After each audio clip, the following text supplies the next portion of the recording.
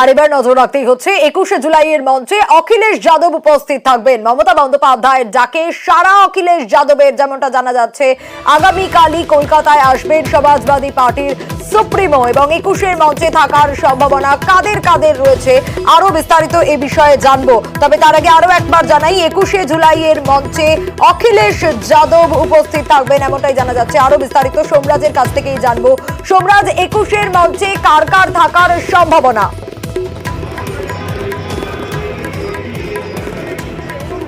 দেখো, 21শে জুলাইয়ের মঞ্চে সমাজবাদী পার্টির সুপ্রিমো অখিলেশ যাদব উপস্থিত থাকছেন, তা এক প্রকার নিশ্চিত হয়ে গেছে।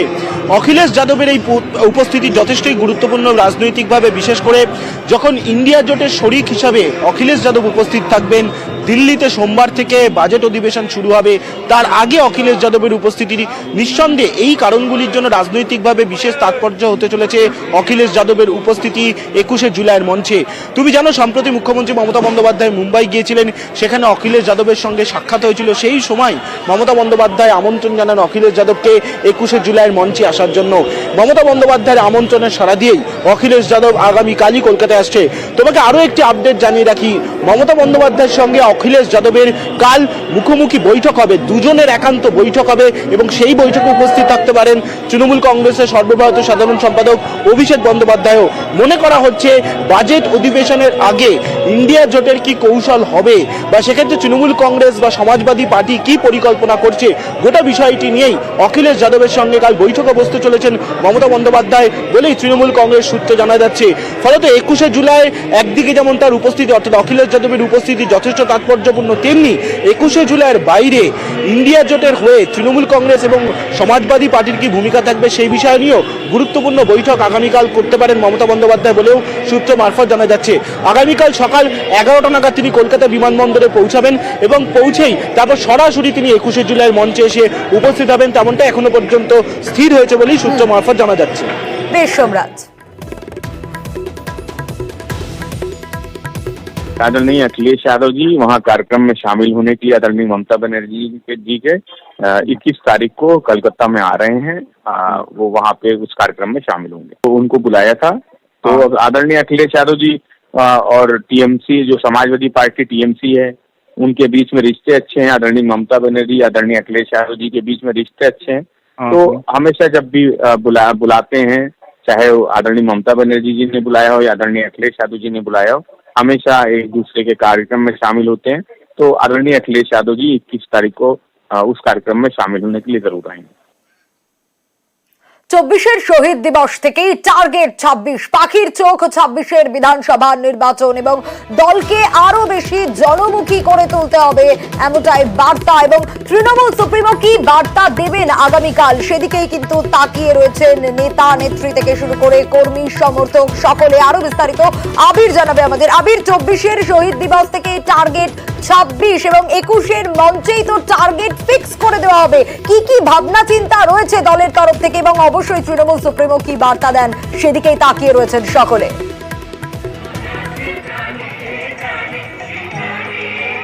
দেখো, প্রত্যেকবার 21শে জুলাইয়ের সমাবেশকে ঘিরে তৃণমূল কংগ্রেস তাদের আগামী যে রাজনৈতিক যে কর্মসূচি তা ঘোষণা করে। পশ্চিমবঙ্গের বা জাতীয় স্তরের রাজনীতিতে এই মুহূর্তে যে প্রেক্ষাপট বা যে পটভূমি তৈরি হয়েছে, তাতে প্রত্যেকদিন রাজনৈতিক যে অঙ্ক তার ক্রমাগত বদল ঘটছে। ফলে সমস্ত রাজনৈতিক দলই চাইছে তাদের সাংগঠনিক শক্তিকে আরো অনেক বেশি করে সমৃদ্ধ করে এগিয়ে নিয়ে যাবার চেষ্টা করতে। দুদিন আগেই বিজেপির যে সাংগঠনিক বৈঠক ছিল, সেই বৈঠক থেকে দাঁড়িয়ে তারা যে বার্তা রাখার চেষ্টা করছিল, তাতে পাল্টা বিরোধিতা রাজনীতির জায়গাতে বাকি রাজনৈতিক দলগুলো অগ্রসর হতে শুরু করেছে। লোকসভা নির্বাচনে 29টা আসন ইতিমধ্যে তৃণমূল কংগ্রেস পেয়ে গিয়েছে। জাতীয় রাজনীতির প্রেক্ষাপটে তৃণমূল কংগ্রেসের অবস্থান যা, তাতে তারা অনেকটা বেশি অগ্রণী ভূমিকা গ্রহণ করতে পারছে, এবং আঞ্চলিক দলগুলোর ভারসাম্য বজায় রেখে যেভাবে তৃণমূল কংগ্রেস এই মুহূর্তে বিজেপি বিরোধিতার ক্ষেত্রে অন্যতম শক্তিশালী রাজনৈতিক দল হিসাবে কেন্দ্রীভূত হতে শুরু করেছে, তাকে ঘিরে জাতীয় রাজনীতিতেও আলোচনা শুরু হয়েছে। এহেন পরিস্থিতিতে দাঁড়িয়ে আগামীকালের যে 21শে জুলাইয়ের সমাবেশ, সেখান থেকে 3টে বিষয়ের ওপর গুরুত্ব দেবে হচ্ছে তৃণমূল। প্রথম, সংগঠনকে আরো শক্তিশালী করা, এবং সেই সংগঠনকে শক্তিশালী করতে নেবে এক হচ্ছে যে জনমুখী নীতি বা জনমুখী প্রকল্পকে সামনে নিয়ে এগিয়ে যাওয়া, দ্বিতীয়ত জনসংযোগের উপর জোর দিতে গিয়ে পারফরমেন্সকে সামনে নিয়ে আসা হবে। অর্থাৎ আমি পদ আঁকড়ে বসে থাকলাম, যদিও আমি দলকে ফল দিতে পারছি না, কাজ করতে পারছি না, ভুরি ভুরি অভিযোগ আসছে, এটা যে মেনে নেওয়া হবে না সেটা বুঝিয়ে দেওয়ার চেষ্টা করা হবে। দ্বিতীয়ত সামনে থেকেই জাতীয় রাজনীতিতে দাঁড়িয়ে আঞ্চলিক দলের যে শক্তি, যে ক্ষমতা, সেটাকে বোঝানোর চেষ্টা ইতিমধ্যে শুরু করে দেওয়া হবে এবং যারা তৃণমূল কংগ্রেসের সাথে সম মনোভাব বজায় রেখে চলে তাদের কাছে তাদেরকে সঙ্গে নিয়ে এগোনোর পাশাপাশি বৃহত্তর জোটে বা শরিকে সামিল হওয়া থেকেও বাকি কোনো দলের ক্ষেত্রে কর্তৃত্ব বা দাদাগিরির অংশকে যে মেনে নেওয়া হবে না, এগিয়ে নিয়ে যাওয়া হবে, সেই বার্তা দেওয়া হবে।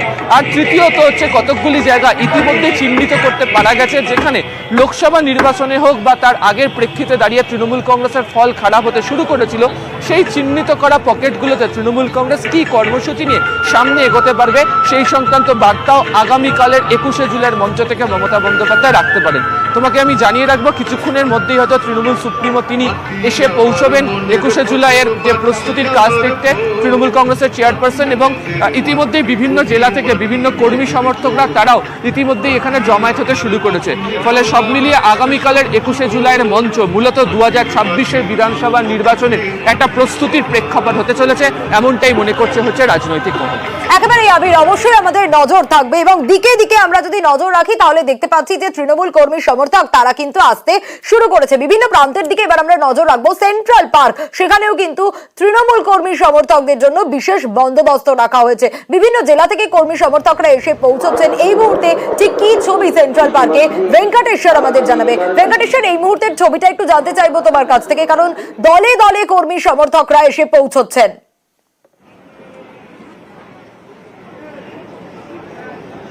একদমই, এবং রাত পোহালি 21-এর সমাবেশ তার বেশ কয়েকদিন আগে থেকেই বিভিন্ন জেলা থেকে কর্মী সমর্থকরা তারা আসতে শুরু করেছেন কলকাতায়, এবং তৃণমূল কর্মী সমর্থকদের থাকার জন্য বা খাওয়ার ব্যবস্থা করা হয়েছে তৃণমূল কংগ্রেসের পক্ষ থেকে।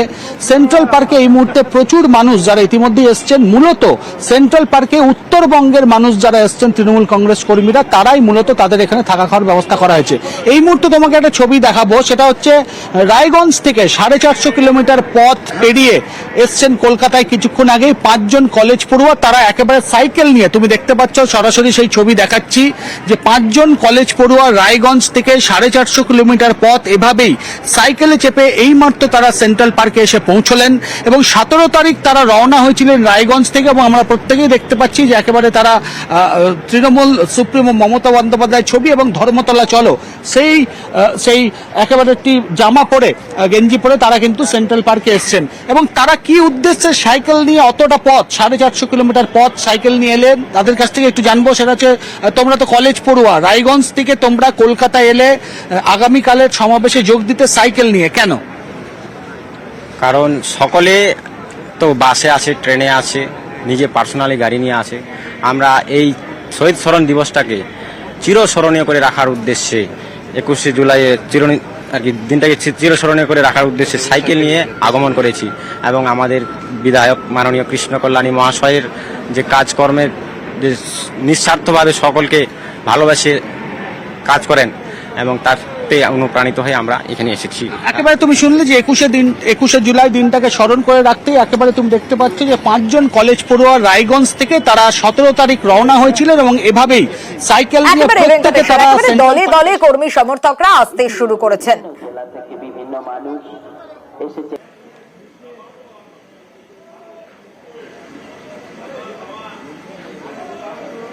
ধর্মতলায় সুভাষ গ্রামের তৃণমূল কর্মী সমর্থকরা, এবং এক একটা ছবি আমরা আপনাদের দেখাচ্ছি, সেন্ট্রাল পার্কের ছবি আপনাদের দেখাচ্ছি, এবং সেন্ট্রাল পার্কেও কিন্তু নিউজ 18 বাংলায় চলছে। কর্মী সমর্থকরা খবরের দিকেও নজর রাখছে, প্রস্তুতির ছবিও দেখছে নিউজ 18 বাংলার মাধ্যমেই। আপনাদের সেই ছবিটাও দেখাচ্ছি প্রজেক্টরে, টিভিতে, সেখানে কিন্তু নিউজ 18 বাংলায় চলছে।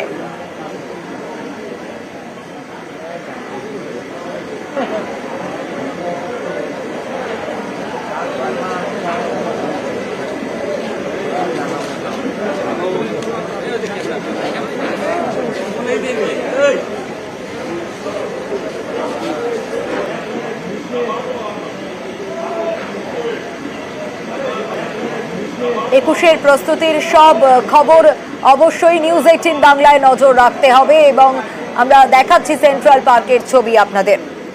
আর এরই পাশাপাশি অবশ্যই আমাদের নজর রাখতে হবে, বিভিন্ন প্রান্তের দিকে আমরা নজর রাখছি। পদ্মের জমি কেড়ে চাঙ্গা তৃণমূল, উত্তর থেকে রেকর্ড ভিড়ের টার্গেট নিয়েই আগামীকাল 21শে জুলাইয়ের সমাবেশে দলে দলে যোগ। করুণাময়ী সেন্ট্রাল পার্কে ইতিমধ্যেই ভিড়। কোচবিহারের ঘাসফুল কর্মীদের মাথায় টুপি থেকে পায়ের জুতো, একেবারে আপাদ মস্তক জোড়া ফুলের প্রতীকে মুড়েই হাজির বৃদ্ধ। এক সমর্থক কোচবিহার থেকে এসছেন, তিনি একেবারে তৃণমূল কংগ্রেসের প্রতীক লাগানো পাঞ্জাবি পাজামা পরে এবং মাথায় একেবারে সুসজ্জিত টুপি পরে তিনি এসছেন। আপনি কোত্থেকে এসছেন? কুচবিহার জেলা। প্রতিবারই আসেন? আমি প্রতিবারে আছি। আপনি এই ধরনের বেশে একেবারে তৃণমূল কংগ্রেসের প্রতীক, মাথায় টুপি? আমি আনন্দ পাই দেখে আসি, আমার খুব ভালো লাগে। বলছি, আগামীকাল তৃণমূল সুপ্রিমো বক্তব্য রাখবেন, আপনারা কি তার বক্তব্য শোনার জন্যই মূলত এসছেন? আমরা মমতা বন্দ্যোপাধ্যায় বক্তা দিবে, কি বার্তা দেবে সেই বার্তা নিয়ে আমরা চলে যাব, সেই বার্তাতে আমরা কাজ করব। সেন্ট্রাল পার্কের ছবিটা তো আপনারা দেখলেন। এরই পাশাপাশি এবার গীতাঞ্জলির দিকেও নজর রাখবো। 21শে জুলাইয়ের প্রস্তুতি আর কলকাতায় আসতে শুরু করেছে তৃণমূল নেতা কর্মীরা। গীতাঞ্জলি স্টেডিয়ামের ছবিটা আপনাদের দেখাচ্ছি। সেখানে কিন্তু মালদা, মুর্শিদাবাদ জেলার বিভিন্ন প্রান্ত থেকে তৃণমূল কংগ্রেস কর্মীরা আসছে। রৌনক রয়েছেন আমাদের সঙ্গে। রৌনক, এই মুহূর্তের ছবিটা একটু জানতে চাইবো, কারণ যত বেলা বাড়ছে ততই তো কর্মী সমর্থকদের ভিড় বাড়ছে, তারা আসতে শুরু করেছে।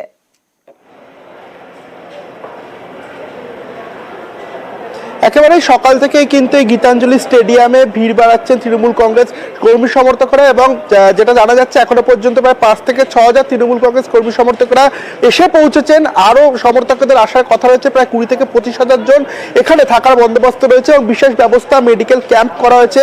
এখানে কিন্তু তারা নিজেদের যে প্রাথমিকভাবে প্রাথমিক চিকিৎসা কিন্তু এখানে পাবেন, সেই ক্যাম্পেও কিন্তু একটা ভিড় দেখা যাচ্ছে।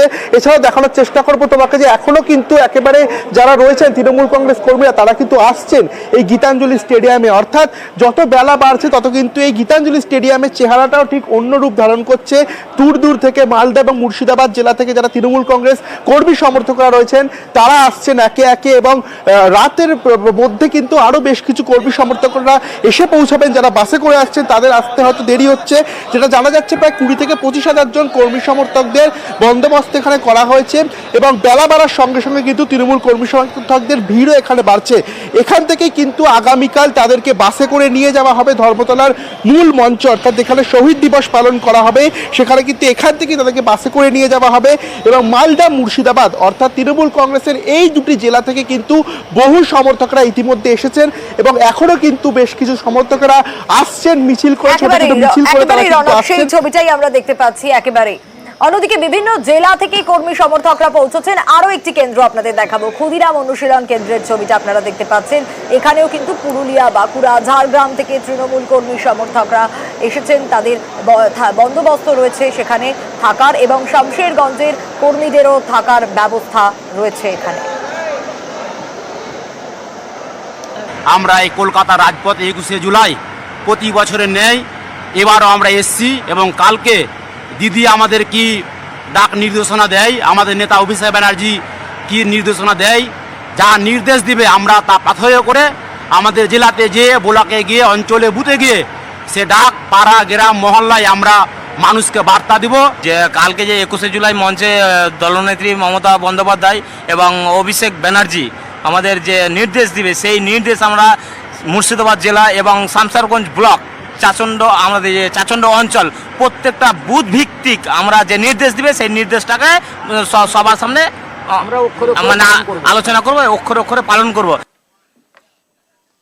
আর এবার দেখাবো হাওড়ার ছবিটা। আগামীকাল তৃণমূলের 21শে জুলাইয়ের সভা আর ধর্মতলায় সভায় যোগ দিতে শনিবার সকাল থেকে রাজ্যের বিভিন্ন প্রান্ত থেকে হাওড়া স্টেশনে এসে পৌঁছচ্ছে তৃণমূল সমর্থকরা।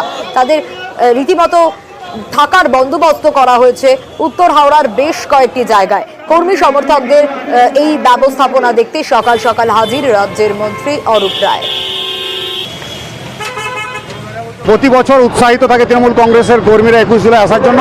এইবারও অতি উৎসাহে, অন্যবারের থেকে অনেক বেশি লোক নিয়ে পুরুলিয়া জেলা বাঘমুন্ডি বিধানসভার লোকজন কলকাতায় ধর্মতলার পথে। আমরা ইতিমধ্যেই এখনো পর্যন্ত প্রায় 5,000 লোক এসে পৌঁছেছি। উত্তরবঙ্গ থেকে তৃণমূলের কর্মী সমর্থকরা আসতে শুরু করেছেন পদাতিক এক্সপ্রেসে। উত্তরবঙ্গ থেকে তৃণমূলের কর্মী সমর্থকরা পৌঁছেছেন পদাতিক এক্সপ্রেসে। শিয়ালদা পৌঁছন সাংসদ জগদীশ চন্দ্র বসুনিয়া।